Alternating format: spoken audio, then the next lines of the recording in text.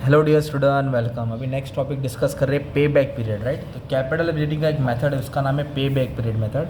पे back period method का simple मतलब क्या है, एकदम शॉर्टकट में बताता हूँ। मान लो अपने दोस्त को तुमने 50,000 दिया।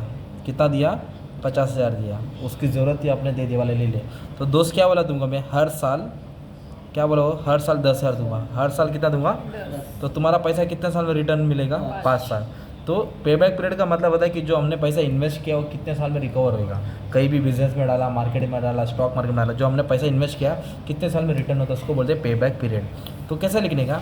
पे बैक पीरियड मेथड मेजर्स, क्या मेजर्स करता है? Time to required, time measure करता है to require to recover the original investment. जो पैसा इन्वेस्ट किया है वो कितने टाइम में रिकवर होएगा from annual cash inflow. Annual cash inflow मतलब जो हर साल पैसा आता है। कभी हर साल 10,000 फिक्स आएगा, कभी ऊपर नीचे आएगा ना।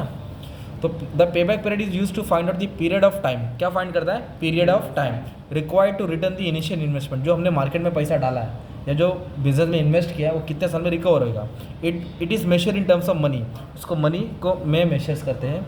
और पे बैक पीरियड का और भी बहुत सारे नाम हैं। उसको पे ऑफ मेथड भी बोलते हैं, पे आउट मेथड भी बोलते हैं, राइट। और एकदम सिंपल मेथड है इन्वेस्टमेंट को रिकवर का टाइम फाइंड करना, कितने टाइम में पैसा वसूल होता है। तो इसका फॉर्मूला क्या है पे बैक पीरियड का? ओरिजिनल इन्वेस्टमेंट मतलब कितना इन्वेस्ट किया, और एनुअल कैश इनफ्लो हर साल कितना रुपया आ रहा है। तो इसके मदद से हम लोग फाइंड करें कि अपना पैसा कितने टाइम में रिकवर होगा।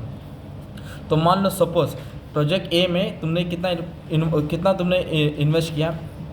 Project A involve the initial investment. Initial मतलब शुरुआत में तुमने 1 लाख इन्वेस्ट किया। कितना इन्वेस्ट किया? 1 लाख। और एनुअल कैश फ्लो क्या वर्ड है? हर साल तुमको कितना आ रहा है? 20,000। तो कितना टाइम लगेगा पैसे को रिकवर करने? मान लो स्टॉक मार्केट में 1 लाख रुपया डाला और हर साल तुमको 20,000 मिल रहा है। कितना मिल रहा है? 20,000।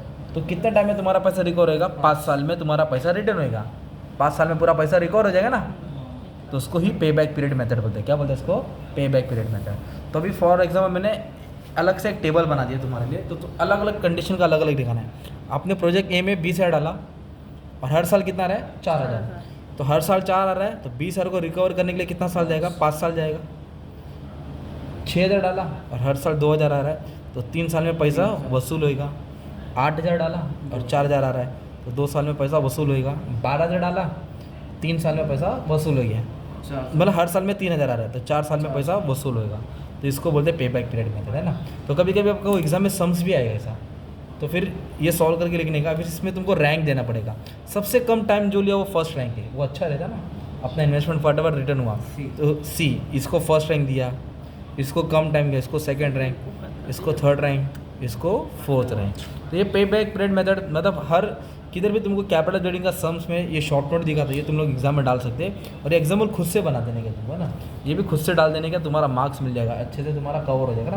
तो एग्जाम में टॉपिक लिखना पड़ता है पे बैक पीरियड मेथड, ठीक है। पे बैक ये किसका मेथड है? कैपिटल बजटिंग का। और एक मेथड है जिसका नाम है नेट प्रेजेंट वैल्यू मेथड।